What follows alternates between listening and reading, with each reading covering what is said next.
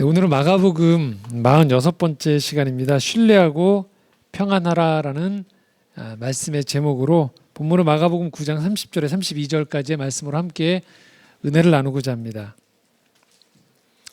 코로나19 얘기를 안 할 수가 없죠. 바이러스 때문에 한참 힘들었고 또 시간들을 많이 보냈죠. 덕분에 여러분들 모두가 다 바이러스 전문가가 되셨으리라는 생각들을 가져봅니다. 네. 팬데믹이라고 있죠. 그 전 세계적으로 유행하게 되어진 역사를 좀 보면 14세기에 유럽에서 흑사병이 가장 첫 번째 팬데믹이라고 해요. 전염병에 의한 당시 유럽에서 7,500만 명 최소, 많게는 2억 명 가까운 사람이 죽었다라고 추정을 합니다. 20세기 들어서는 1918년에 이 스페인 독감이 또 발발을 했죠. 그래서 세계 인구의 한 3분의 1 정도가 감염이 됐고 그 당시에도 5천만 명 정도가 사망을 했다고 합니다. 그리고 WTO라고 하죠. 후가 세계보건기구가 생기고 난 이후에 1968년에 홍콩 독감이 100만 명, 그리고 2009년에 신종플루가 20만 명의 사망자를 냈다고 합니다. 당연히 의료가 발전하면서 이 수가 줄어드는 건 사실이죠. 하지만 지금 우리가 근래 한 50여 년 사이에 이렇게 전 세계적인 공포로 전 세계가 셧다운되어지는, 모든 활동이 중단되어지는 경험들이 드물기 때문에 더 우리가 공포스러웠던 것 같아요. 제가 말씀을 준비하면서 어제 5월 2일자로 코로나 지금 상황이 어떤가를 정확히 보니까 데이터가 다 나오더라고요. 코로나 발생한 나라가 현재 213개국이에요. 어제 날짜로. 그리고 전 세계 확진자가 336만 3,603명, 사망자가 23만 9,575명, 치사율이 7.2%라고 하더라고요. 대한민국은 1만 780명 이 확진자였고요. 사망자가 250명, 그리고 치사율은 2.32%, 세계적인 것보다 확 줄었죠. 여전히 이 코로나19의 여진이 좀 남아있고, 또 전문가들은 올 가을에 한 번 더 이 코로나19가 대유행할 것이다라는 우려를 지금 나타내고 있습니다. 안심할 수 없다는 상황인 거죠. 저희도 오늘 다시 예배를 재개했지만 정부에서 지금 학생들의 개학을 지금 이번 연휴 5월 5일까지의 연휴가 지나고 난 다음에 2주가 지나고 난 시점을 봐야지만 될 것 같다라고 이야기할 만큼 아직은 우리가 안심할 단계는 아닌 거고 더 조심을 해야죠. 그래서 여러분들도 아마 오늘 들어오실 때 발열 체크도 하시고 소독제도 하시고 지금 예배 드리시면서도 마스크를 대부분 쓰고 계셔도 된다고 제가 말씀을 드렸고 또 대부분 쓰고 계세요. 그만큼 저희가 서로 주의하는 거죠. 서로의 안전과 건강을 위해서. 그리고 언론을 통해서 보셨겠지만 또 이 교회의 예배가 사람들한테 평안을 주기보다 또 많은 좀 염려를 안기게 되어졌던 그런 여건들, 분위기들이 좀 있었기 때문에 더더욱 저희가 예배를 재개하면서도 책임 있는 자세가 필요하지 않은가라는 생각들을 가져봅니다. 여하튼 저희가 이 코로나19를 지나면서 여러분들 댁에 계시면서 또 혼자의 시간을 가지시면서 여러 감정들이 드셨을 거예요. 그 중에 하나가 이 혼란스러움이었을 거예요. 이게 뭐지? 라는 것. 특별히 신앙적으로 이것을 하나님과 연결을 시켜보면 좀 혼란스러울 수밖에 없습니다. 이 코로나19가 하나님의 심판인가? 아니면 코로나19는 인재인가? 그냥 하나님과 무관한 인재인가? 정답은요, 모른다예요. 물론 이때 모른다라고 하는 것은 아무것도 모르기 때문에 무지한 의미에서의 모른다가 아니에요. 대략은 알 수 있어요. 어느 정도는 파악을 할 수 있어요. 하지만 그 가운데에서 전모를 정확히 이것은 이것이다라고 원인과 결과가 나온 분석으로 정확히 이야기할 수 없다라는 거예요. 비유를 들면 이렇습니다. 우리가 너무 좋아하는, 종종 여행하는 제주도라는 섬이 있단 말이죠. 여러분 제주도 아시잖아요, 다. 그리고 몇 번씩 여행 가보신 분들은 난 제주도 알아라고 얘기해요. 맛집도 알고. 근데 이건 대략 아는 거예요. 섬 안에서 오늘 벌어지는 다양한 기후, 만나는 사람들, 돌발 상황들에 대해서 우리가 다 알 수 있느냐? 몰라요. 그래서 우린 모른다라고도 표현해야 되는 게 맞는 거죠. 이것이 정직한 고백이고 겸손함이 이 안에는 따라야 되는 거예요. 그럼에도 불구하고 코로나19에는 분명히 우리가 알다시피 인간의 그 잘못이나 탐욕이 이 코로나19의 한 축을 분명히 담당하고 있어요. 그리고 말씀드렸듯이 하나님께서 이 코로나를 보내셨는지 아닌지에 대해서 함부로 얘기하지 않아야 됩니다. 하지만 이 두 가지는 분명해요. 그것은 하나님은 이 코로나19로 인해서 고통당하는 사람들, 그리고 이 코로나19를 확산을 방지하고 또 치료 가운데 있는 의료진이나 여러 봉사자들과 함께 하셨다라는 것은 확실해요. 이것은 분명하다는 거예요. 하나님은 인간의 고통을 즐기시는 분이 결코 아닙니다. 그리고 하나님은 고통 가운데 있는 자들과 함께하는 분이에요. 분명한 사실이 이것은 한 가지는 하나님은 이 고통 가운데 우리와 함께 하신다는 것은 분명한 사실이에요.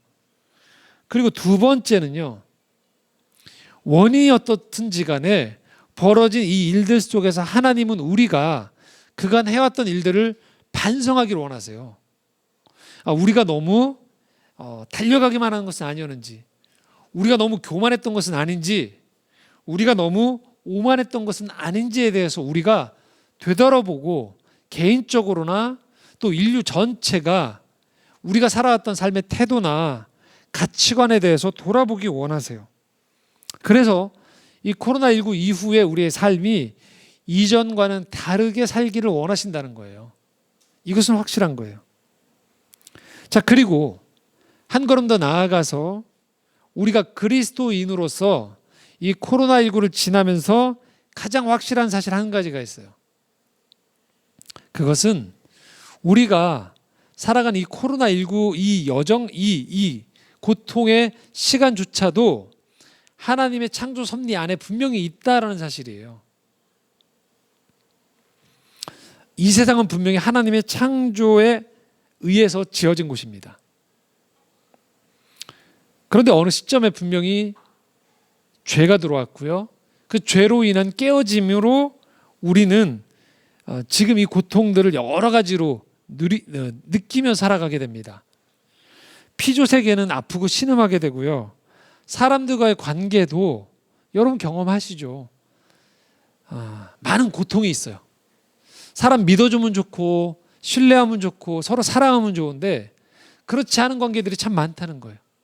나를 힘들게 하고 의심하게 하고 때로는 배신을 당하고 경쟁하고 악의가 있는 관계들이 많기 때문에 우리가 항상 조심할 수밖에 없는 것이 바로 이 하나님이 창조하신 이 본래의 세계 안에 들어온 죄의 이 결과들이에요. 그걸 다 우리가 경험하는 거죠. 그래서 이 성경은 우리가 읽고 있는 이 성경은 이 문제들에 대해서 이 크게 세 단계로 이야기합니다. 첫 번째는 구약 성경에서 이렇게 얘기하고 있어요. 하나님은 이 세상을 창조하셨는데 죄로 인해 깨어졌고 그래서 하나님은 이 깨어진 세상 속에서 끊임없이 하나님의 일을 하세요. 인간과 이 피조 세계가 더 이상 죄로 인해서 망가지지 않도록 하나님은 끊임없이 일을 하고 계세요. 그게 구약 성서의 이야기예요. 구약 성경을 보면 하나님께서 끊임없이 죄가 들어오고 있지만 더 이상 망가지지 않도록 끊임없이 관여하세요. 그게 구약 성경 전체 이야기예요. 그리고 신약으로 넘어오면서 예수 그리스도가 들어오죠. 그리고 그분의 복음서에 나왔던 사역들, 그리고 십자가의 죽음과 부활을 통해서 하나님이 어떤 일들을 명확하게 하실지에 대해서 선포하세요. 그것은 뭐냐? 하나님은 죽음과 사망, 실패와 두려움과 절망을 그냥 끝까지 내버려두지 않겠다라는 것을 확증하세요. 예수 그리스도의 부활의 승리를 통하여서. 그리고 마지막 요한계시록을 통해서 궁극적으로 하나님은 이 땅을 본래의 천지 창조하셨던 그 아름다운 모습처럼 회복하시고 새하늘과 새 땅 가운데에서 하나님은 이 땅을 분명히 하나님의 나라로 완벽하게 회복하실 것이다라는 것들에 대해서 하나님은 약속하세요. 그래서 성경을 읽는 우리로 하여금 끊임없이 이 땅의 많은 죄와 실패와 어둠 속에서도 실망하지 말고 이 믿음의 길을 계속 갈 것을 요청하는 것입니다. 이것이 바로 코로나19가 벌어지든 벌어지지 않든 우리가 확실하게 붙잡고 있는 믿음의 신앙 고백인 것입니다. 그래서 우리는 이렇게 얘기할 수 있는 거예요. 그 어떤 상황 가운데서도 설령 코로나19가 벌어졌더라도 우리는 하나님의 창조 섭리 안에 분명히 이 과정 안에 살고 있다라고 고백하는 거죠. 자, 그런데 이 창조 섭리 안에 살아간다는 것을 이런 태도를 말하진 않아요. 우리가 하나님의 이 창조 섭리 안에 거한다고 해서 우리가 이 땅을 살아가면서 세상 모든 일에 대해서 우리가 해설자가 된다는 것이 아니에요. 우리 이 세상의 일의 모든 것들을 해설할 수 없어요. 우리 이 세상에서 일하는 일에 대한 평가자가 아니에요. 우리 이 세상에서 일하는 일에 대한 심판자는 더더욱 아니란 얘기예요. 우리가 창조 섭리 안에 살아간다는 것은 뭘 말하느냐? 이 세상에서 이루어지는 모든 일들 가운데에서 하나님은 결국은 합력해서 선을 이루시는다라는 것들에 대한 믿음의 고백 가운데에서 우리의 이성과 우리의 판단과 계획을 뛰어넘는 그 하나님을 경외하는 가운데에서 우리의 정체성이 뭐냐? 예배자로 살기 원하시는 거예요. 오늘도 이 땅 가운데 세상의 아픔과 슬픔에 함께 동참하며 우리가 위로자가 되고 치유자가 되기를 원하신다는 거예요. 그러니까 전혀 다른 개념인 거죠. 해설자나 평가자나 심판자가 아닌 예배자, 위로자, 그리고 치유자가 되어지는 게 우리가 이 땅 살아가면서 할 일이라는 거예요. 그런데도 불구하고 사람들은요, 확실한 걸 붙잡고 싶어 해요. 무슨 말이냐? 해설자가 되고 싶고요, 평가자가 되고 싶고요, 심판자가 되고 싶어 해요. 이것은 이것이고 저것은 저것이다라고 확실하게 정의 내려주고 이것만 따르면 된다라는 비책을 잡고 싶어 해요. 그러다 보니까 사람들은 영웅을 원해요. 강대국이 되고 싶어 하고요, 커다란 부를 통해서 계속적인 이런 확실함을 보장받고 싶어 하고 그 안에 들어가고 싶어 해요. 종교도 마찬가지예요. 더 확실한 법칙을 찾기 원하고요, 체계를 찾기 원해요. 하지만 성경은요, 끊임없이 말합니다. 위로는 하나님을 사랑하고 내 이웃을 내 몸처럼 사랑하라고 이야기해요. 이거 굉장히 추상적인 말이거든요. 그래서 이것을 알기 위해서는요, 힘써야 돼요. 노력해야 돼요. 이게 힘들거든요. 막연하거든요. 율법을 만들어 버리는 거예요. 눈에 보이거든요. 이 법칙 그대로 따라오시면 됩니다라고 얘기해요. 그러다 보면 어떤 일이 벌어지냐? 종교 안에서요, 사랑하고 애쓰고 고민하면서 우리 안에서 어떤 일들이 벌어지냐? 신앙을 제대로 가지면 여러분 창의성이 여러분 계속 일어나요. 그리고 경외감이 사라지지 않게 돼요. 이게 사랑하는 사람의 특징인 거예요. 사랑하면요, 계속적으로 창의적으로 살아가게 돼요. 경외감을 잃지 않게 돼요. 그런데 눈에 보이는 법칙을 계속 따라가는 식으로 여러분 골몰하면 어떻게 되어지냐? 이렇게 돼요. 남는 건 뭐냐? 그걸 지켰어? 지키지 않았어가 돼요. 더 이상 사랑하느냐, 사랑하지 않느냐로 마음 아파하는 것이 아닙니다. 기독교 역사에 보면 끊임없이 이것들이 벌어졌어요. 예수님 시대에도 그래서 이 율법주의로 인하여서 끊임없이 사람이 서로 간을 보면서 더 사랑했느냐, 긍휼함을 가졌느냐, 공감했느냐, 아파하느냐의 문제로 가지 않고요, 계속 예수님이 하시는 사역을 뭘로 평가했죠? 율법을 어겼느냐, 지켰느냐로 계속 가게 돼요. 자, 이게 현대교회로 넘어오면요, 어떤 식으로 계속 현대교회에서도 이런 인간의 이 성향을 반영시켜서 어떤 식으로 흘러가냐면요, 단계하고 코스를 자꾸 만들어요. 자, 오해하지 마십시오. 저는 지금 열심히 있는 교회들이 가지고 있는 단계별로 훈련하고 코스를 가지고 있는 것들을 무조건 비판하는 게 아니에요. 그 안에 깃들어 있는 이런 유혹들을 잘 분별해야 된다는 거예요. 그렇지 않으면 우린 자칫 단계와 코스를 밟아가면서 이 코스만 넘어가면 그걸 끝낸 사람, 마스터한 사람이 되어져서 어느 단계에 이른 사람이 되어진다라고 착각이 쉬워요. 그렇게 되면 어떻게 되느냐? 위로 올라갈수록 더 많은 난이도와 헌신이 요구가 되어져요. 그리고 그 신앙의 집단이요, 그 피라미드 구조로 계속 올라가게 돼요. 그래서 어떻게 되느냐? 신앙적인 엘리트가 계속 양산이 되어지게 돼요. 자, 이게 왜 이런 문제가 왜 발생하느냐? 어떤 문제가 있느냐면요, 훈련과 코스를 마치면 성장하기보다는요, 이렇게 될 가능성이 농후하기 때문에 주의해야 된다는 거예요. 그 집단에서 요구하는 유형의 사람이 될 가능성이 많다는 거예요. 진정으로 그 사람이 성장하면 어느 곳에서나 그 사람의 성품과 섬김이 드러나게 되는 거예요. 그래서 어느 한 교회나 공동체가 그 단계별로 훈련과 코스를 섬세하게 잘 짜고 이것들을 운영해 나아가고 참여하는 사람들이 이 원리들을 잘 이해하면 그 사람은 어느 곳에 가서라도 섬김의 사람이 되고 사람들에게 본이 되어지는 가운데서 그리스도인의 성품을 분명히 드러낼 수 있어요. 그런 좋은 교회들이 있습니다. 그런데 이것을 잘못 이해하고 잘못 적용하게 되어지면 그냥 그 안에서만 칭찬받는 사람이 되는 거예요. 그 과정을 이수하게 되고, 이수하지 않은 사람과 구별하고 그냥 이수하게 되면 만족하게 되어진다라고 생각하는 거예요. 이게 뭐냐면 바로 집단적인 사고인 거죠. 거듭 말씀드리지만 하나님은 우리가 집단적인 행동과 집단적인 사고를 원하시는 게 아니에요. 그래서 어느 한 곳에서만 통용이 되어지고 강화된 방식이 아니에요. 다른 곳에서는 막혀버리지만 여기서만 통하는 게 아닌 거예요. 마치 우리 몸이 혈액이 순환이 되어지면 발끝에서부터 머리까지 다 피가 돌아야죠. 그게 건강한 거예요. 어느 한 곳에서만 피가 돌면 안 된다는 거죠. 이 땅을 살아가는 우리가 뜻이 하늘에서 이루어진 것처럼 땅에서도 이루어지기 원한다는 건 뭘 말하냐면요, 우리가 어느 특정한 곳에서만 신앙인으로 살아간다는 게 아니고요, 특정한 사람과만 그런다는 것이 아니고요, 내가 만나는 어느 곳에서든 내가 동일한 성품과 가치관으로 섬김의 자세로 살아갈 수 있는 사람이 된다는 걸 말하는 거예요. 그게 신앙의 지향점입니다.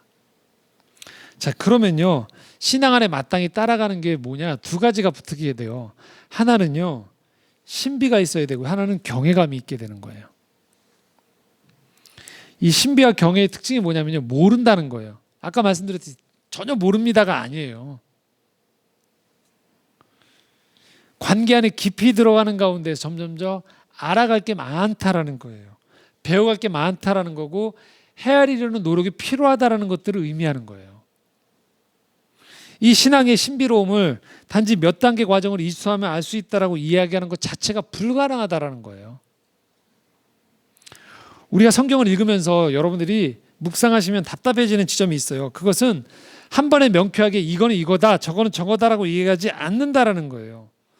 예수님이 끊임없이 나를 따라오라고 얘기하시거든요. 자기를 부인하고 나를 따라오라고 얘기하세요.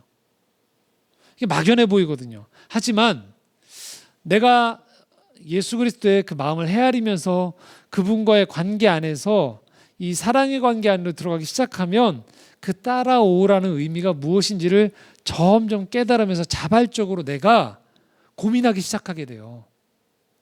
그리고 찾기 시작하게 되고요. 내가 연구하기 시작해요.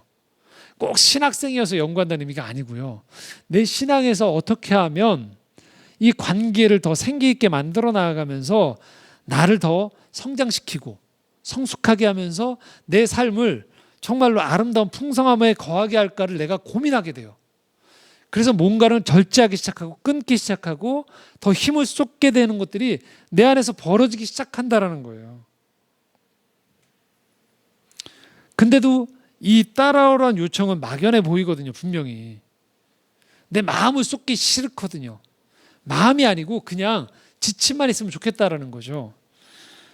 사람들은 실망해요. 그래서 명확히 언제까지 이걸 해라라가 아니기 때문에 네가 헌신하면 정확히 이마만큼의 보상을 줄 거라고 얘기하지 않거든요. 그런데도 예수님은 이 방식을 포기하지 않으세요. 왜 그럴까요? 진정 살아있다라는 것, 생명이 있다라는 것, 그리고 진정으로 구원을 얻는다는 것은 바로 이 여정 안에 내가 들어가서 신비와 경외감을 가지고 겸손하게 이 길에서 내가 성숙과 성장을 스스로 고민하면서 내가 그 길에 들어서는 걸 의미하기 때문에 그렇습니다. 자, 오늘 우리가 읽었던 본문 아주 짧습니다. 하지만 아주 중요한 내용들이 있어요.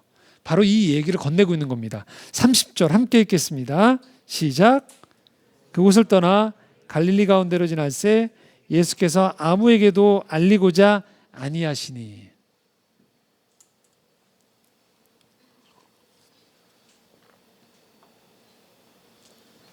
아무에게도 알리지 않는다라고 얘기하고 있어요. 지금 예수님이 제자들과 함께 눈에 보이는 이 군중과 힘과 영향력을 발휘하려면 더 모아와 해도 모자랄 판인데 예수님이 뭐라고 하냐면 자신의 행방을 사람들에게 알리지 않고 제자들만 따로 또 지금 떼놓고 있는 거예요. 자, 왜 그러느냐? 31절입니다. 함께 읽겠습니다. 이는 제자들을 가르치시며 또 인자가 사람들의 손에 넘겨져 죽임을 당하고 죽은 지 3일 만에 살아나리라는 것을 말씀하셨기 때문이라. 지금 세 가지 얘기를 하고 있어요. 사람들의 손에 넘겨진다는 걸 제자들한테 가르쳐주고 있어요. 죽임을 당한다. 그리고 죽은 지 3일 만에 살아난다. 이게 다 모호하고 애매한 얘기예요. 사람들의 손에 넘겨진대요. 지금 예수님이 스승으로서 리더로서 가르치고 있는데 내가 조금 있으면 사람들한테 넘겨져서 어딘가 처분당한다는 거예요. 무기력한 모습이 될 거라고 얘기하고 있어요. 제자들한테 이해가 안 되는 거죠. 아니, 넘겨질 거면 미리 준비하시지. 뭘 넘겨진다고 지금 얘기를 하시나. 도망가시든지 사람들을 더 모아서 이 자기 집단이 예수님을 보호하도록 만들지. 뭘 넘겨진다고 미리 얘기하시나. 한 걸음 더 나가요. 죽임을 당한다. 말이 됩니까, 여러분? 실패한다는 건데. 육신의 눈에서 가장 맨 끝이 뭐예요? 죽는다는 거예요.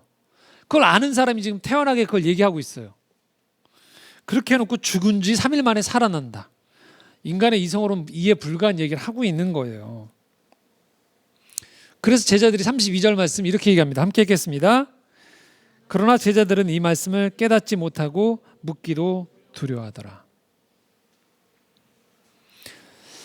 자, 거듭 말씀드리면 제자들이 지금 깨닫지 못하고 묻지 못했다는 이 장면은요, 이후에 이제 계속적으로 이 마가복음 기자는요, 제자들의 무지를 지금 책망하는 장면이에요. 이거 지금 뭐라고 하는 거예요. 깨닫지 못했다는 건 거꾸로 말하면 이쯤 됐으면 제자들이 깨달아야 되는데 안 깨달았다는 거예요. 못 깨달았다는 거예요. 묻기를 두려워했다는 건 뭘 말하냐? 물어야 된다는 거예요. 지금 그들의 마음 상태가 두려워하면 안 되는 상태라는 거예요. 왜요? 예수님이 그간 제자들과 함께 하시면서 충분히 말씀을 해주셨다는 거예요. 그리고 여러 가지 이적과 치유와 더불어 살아가는 것들을 통해서 제자들이 마음 상태가 두려움의 상태면 안 된다는 거예요. 근데 이게 해소가 안 되고 두려워했던 거예요. 이게 계속되어지기 때문에 결국은 훗날 예수님이 십자가에 붙잡히시고 처형당할 때 다 도망가 버린 거예요. 이 두려움의 문제가 해결이 안 되니까요. 자, 그렇다면 지금 예수님이 제자들에게 하신 말씀, 그리고 지금 제자로서 우리가 따라야 된다라고 할 때 뭘 의미할까? 두 가지 얘기합니다. 첫 번째는요, 깨달아야 된다라는 거예요. 깨닫는 것. 그냥 활동만 하면 안 된다는 거예요. 오늘 우리식 표현은 교회만 왔다 갔다 하면 안 된다는 거예요. 물어보기도 하고요. 점검하기도 하고 때로는 몸부림을 쳐야 된다는 거예요.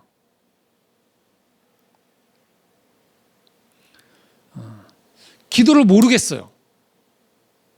그럼 어떻게 될까요? 기도를 배우기 위해서 몸부림을 쳐야 되는 거예요. 책도 읽고 나 스스로도 기도 시간을 가져봐야 돼요. 뭐가 안 되는지를 알아야 되는 거죠. 떠먹여주는 게 아니고요. 육체가 먹지 않으면 굶주린 상태에서 죽어버리는 것처럼 우리 영혼도 그렇습니다. 영생과 영혼에 관계된 문제이기 때문에 그래요. 그렇기 때문에 내 영혼의 문제이기 때문에 대충 하면 안 된다는 거예요. 제가 목사고 그 세상적으로 말할 때 직업이 목사님이니까 신앙을 열심히 내라고 하는 거 아닙니까? 라고 얘기할 수 있어요. 아닙니다, 여러분. 이거는 영혼에 관계된 문제이기 때문에 그렇다라는 거예요. 그런데도 오늘 우리가 신앙생활 할 때 이렇게 하는 경우가 많거든요. 슬렁슬렁 다녀요. 그 어떤 식으로 다니는 거냐면요. 보험 드는 거죠. 보험 들어 안 다니는 것보다는 차라리 들어놓으면 죽고 나서 혹시 안 들어놓은 것보다는 보험 들어놨으니까 천국이 있으면 가는 거고, 예. 손해는 안 보는 거니까. 그러니까 일정 부분 약간의 시간만 비워놓는 거죠. 오해하지 마십시오, 여러분. 7일을 매일 교회 난다는 게 아니에요. 교회 활동하라는 얘기가 아니에요. 우리 마음을 얘기하는 거예요.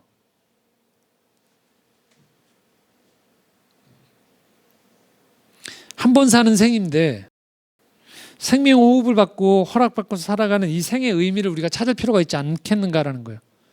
생의 의미를 완벽하게 이거다라고 얘기할 수 없지만, 정답처럼 정확히 하는 건 아니지만, 여전히 모르지만, 몰라도 신뢰할 수 있을 만큼 계속적으로 주님 우리에게 인도하시는 것들을 우리가 알기 위해서, 내게 주어진 한정된 의미의 시간이 얼마인지 모르지만 그 시간을 어떻게 하면 값어치 있게 쓸지를, 어떻게 살면 이 삶을 풍요롭게 살아갈 수 있을지를 우리가 고민하고 기도하고 주님 안에서 찾아봐야 되지 않겠느냐라는 거예요.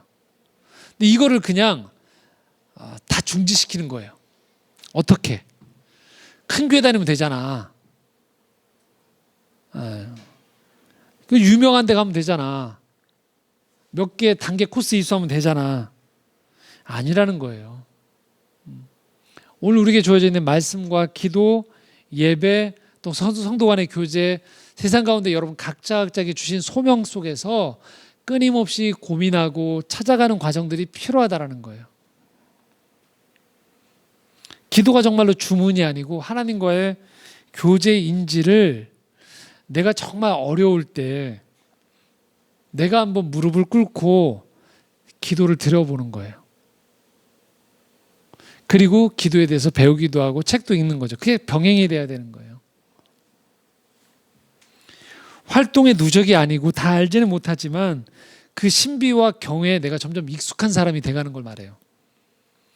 이건 뭘 말하느냐? 내가 영적인 사람이 돼간다는 걸 의미하는 거예요. 그러니까 교회 활동 많이 하는 사람이 아니고요. 이 신비와 경외감이 내 안에 점점 익숙해지는 사람이 되어져서 다 알지 못하지만 그 신비를 사모하는 가운데 경외감 속에서 한 걸음 한 걸음 더 하나님과의 교제를 즐거워하는 사람이 되어져 가는 걸 말하는 거죠. 두 번째는요, 두려움이 아니고 우리가 평안을 소유하는 사람이 돼가는 걸 말하는 거예요. 모든 사람들은요, 저를 포함한 모든 사람은 사실은 살면서 모종의 두려움이나 의심, 설레임과 조바심이 섞인 채 살아가기 마련입니다. 낯선 장소에 가면 사실 모호함 속에 두려울 수 있거든요. 그런 걸 부인하는 게 아니에요. 생 전반에 흐르는 고요한 가운데에서 하루 일과를 마치고 또 하루 일과를 시작할 때, 또 내 생애 전체를 조망할 때 하나님의 인도함 가운데 거한다는 평안이 내 안에 있는가? 아니면 죽을지도 모른다는 것, 또 불확실한 미래 때문에 오는 그 두려움이 덮쳐서 내 영혼을 잠식하고 있는 것은 아닌가라는 거예요. 너무 힘들 때는 여러분 내 영혼이 두려움에 휩싸일 수는 있어요. 하지만 그 상태가 계속되는 건 문제라는 거예요. 예배 시간에 피곤하면 한 번은 졸 수 있어요. 그렇죠. 근데 매주 와서 조는 건 문제죠. 한 번은 두려울 수 있어요. 그런데 내 생이, 심령이 두려움이 계속 전반적인 내 정서다. 나는 정말로 변화가 필요한 거예요. 특별히 우리가 이 코로나19를 지나면서 경험해 보셨을 거예요. 우리가 믿고 의지하던 게 흔들리는 경험을 여러분 해보셨을 거예요. 특별히 계획 신봉자들, 계획대로 되는 거 좋아하는 분들, 시스템 신봉자들 있죠. 이게 흔들려 버렸잖아요. 다 무너지는 경험 해보셨잖아요. 자, 이 두려움의 쓰나미 속에서 다 처음엔 당황하죠. 하지만 우리가 신앙인이다라는 것은요, 어느 시점부터 그럼에도 불구하고 정신을 차리고 내 영혼을 붙잡고 계신 하나님 안에서 다시 평안을 회복하는 과정이 이루어져야 돼요. 앞으로도 마찬가지입니다. 코로나19 다시 온다고 하잖아요. 코로나19 물러가면 또 다른 전염병, 사건, 사고 계속 될 거거든요. 어떻게 삽니까? 맨정신으로. 주님 앞에서 우리의 영혼이 붙들려 있어야 되는 거죠. 자, 시편 기자가 이렇게 얘기합니다. 시편 46편 1절에 3절 함께 읽겠습니다. 하나님은 우리의 피난처시오 힘이시니 환난 중에 만날 큰 도움이시라. 그러므로 땅이 변하든지 산이 흔들려 바다 가운데 빠지든지 바닷물이 솟아나고 뛰놀든지 그것이 넘침으로 산이 흔들릴지라도 우리는 두려워하지 아니하리로다. 우리의 평안의 근거가 땅이 아니라는 거예요. 산이 아니라는 거예요. 바다도 아니라는 거예요. 이거 다 흔들려 버릴 수 있고 사라져 버릴 수 있다는 거예요. 그럼에도 불구하고 우리가 신비 속에서 경외하는 그 하나님은 우리의 아버지가 되신다는 거예요. 그게 우리 영혼의 가장 중심에 붙잡고 있는 것, 이게 신앙의 여정의 출발이자 과정이자 마침표인 거예요. 제자들은 이 지점에 실패했어요. 예수님 열심히 따라다녔고 기적도 보고 자기들도 기적을 행했지만 이 활동 2주 속에서 자신들의 영혼에 찾아오는 예수 그리스도의 초청이 뭔지를 제대로 모르는 상태에서 그냥 따라만 다녔던 거예요. 풍랑을 잔잔케 하고 죽은 자를 일으키신 주님이 그 역사가 어떤 의미인지를 그들은 숙고하지 않았던 거예요.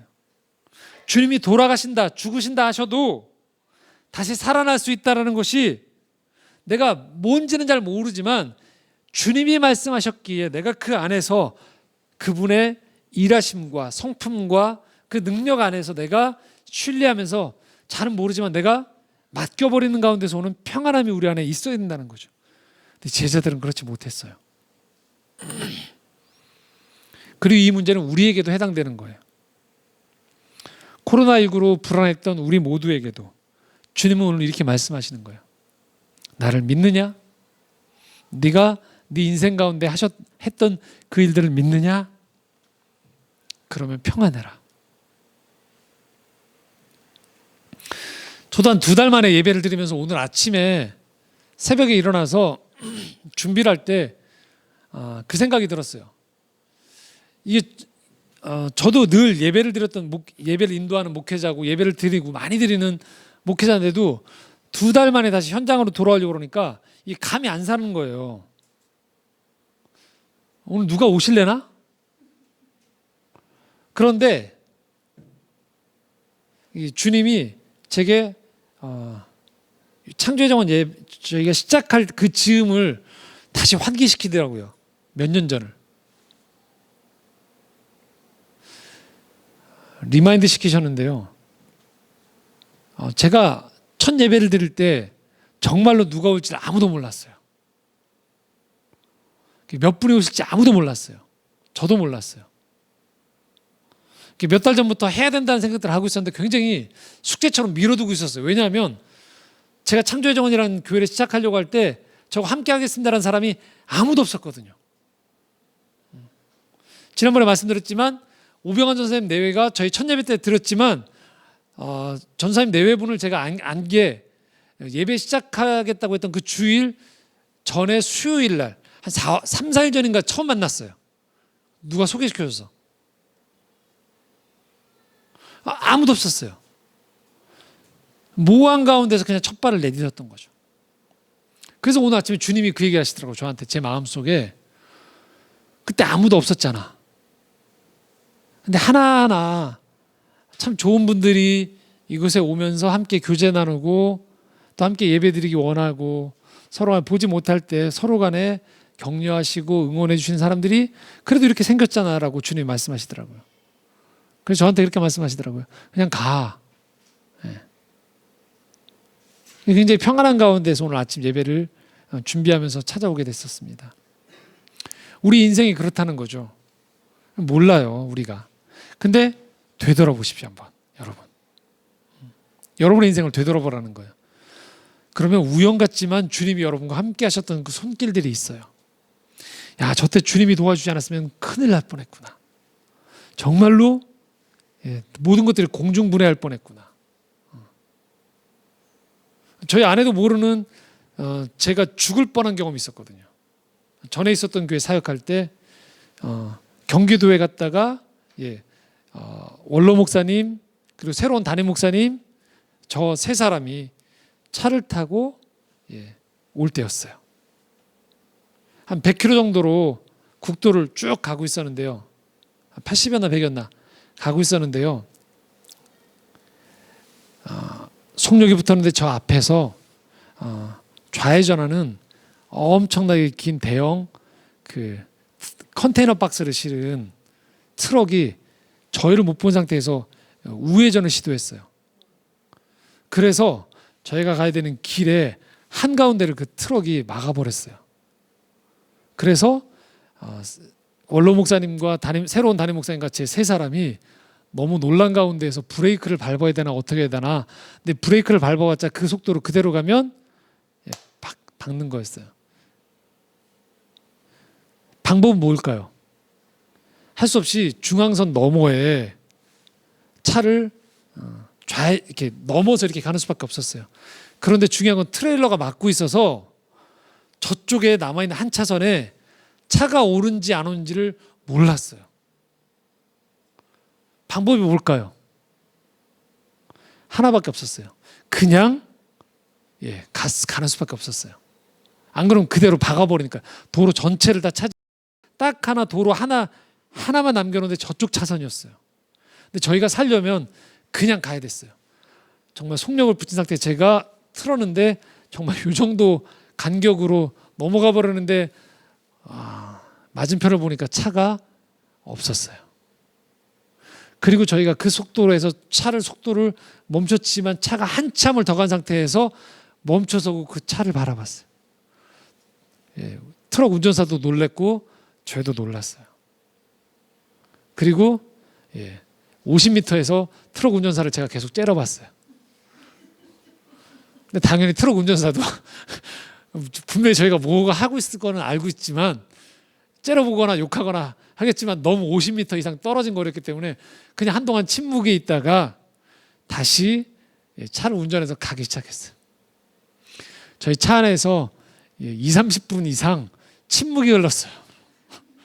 다 죽다 살아났었기 때문에 원로 목사님도 은퇴하시고서 35년 목회장 다 마치시고 맨 마지막에 그냥 순교하실 뻔했고요.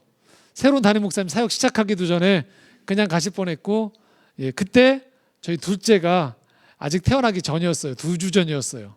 못 태어나고 갈 뻔했습니다. 여러분 어떠세요? 여러분 인생에 그런 순간순간들이 있다는 거예요.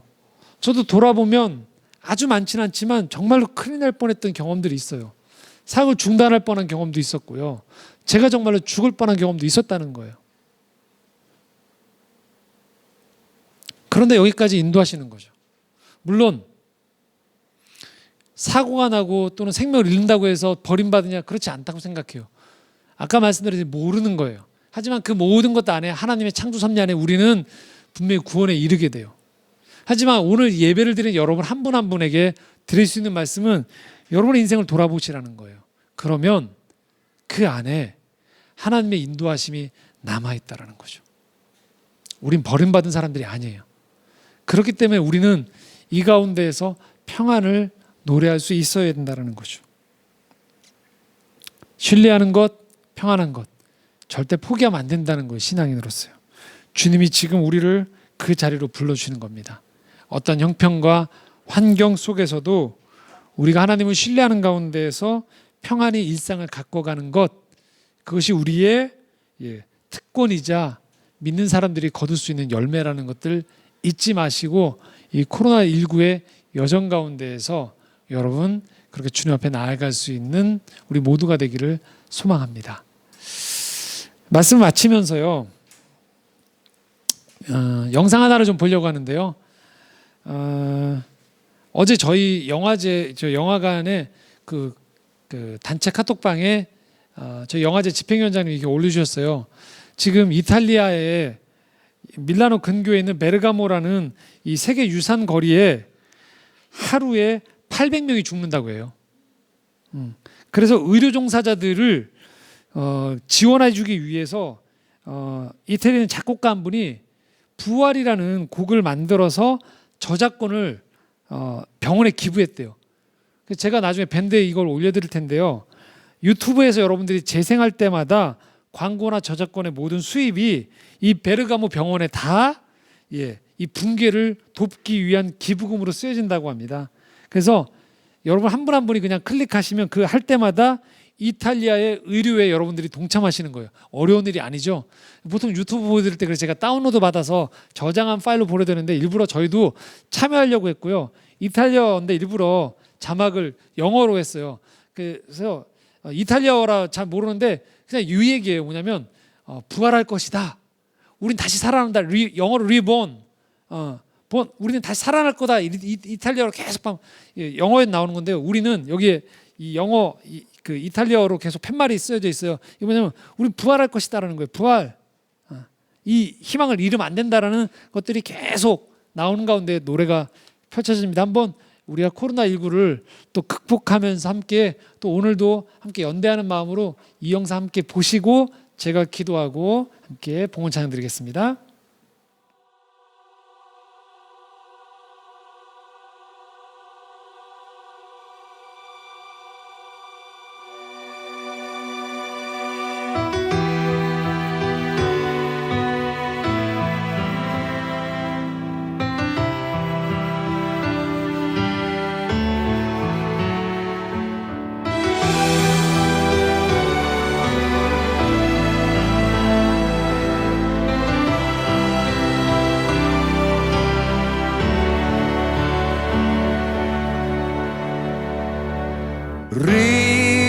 Rinascerò, rinascerai quando tutto sarà finito. Torneremo a rivedere le stelle. Rinascerò. Rinascerai, la tempesta che ci travolge ci piega ma non ci spezzerà. Siamo nati per combattere la sorte, ma ogni volta abbiamo sempre vinto noi. Questi giorni cambieranno i nostri giorni, ma stavolta impareremo un po' di più. Rinascerò,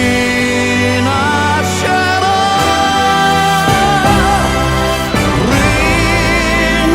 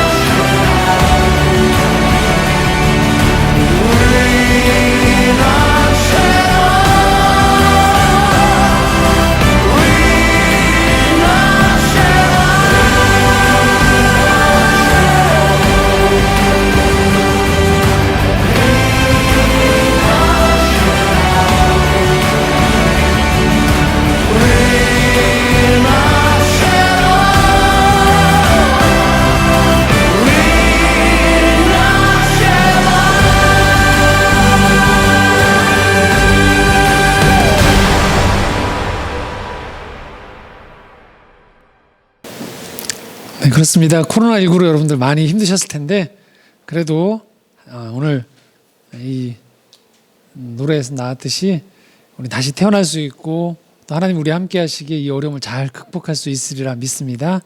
평안하십시오. 기도하겠습니다.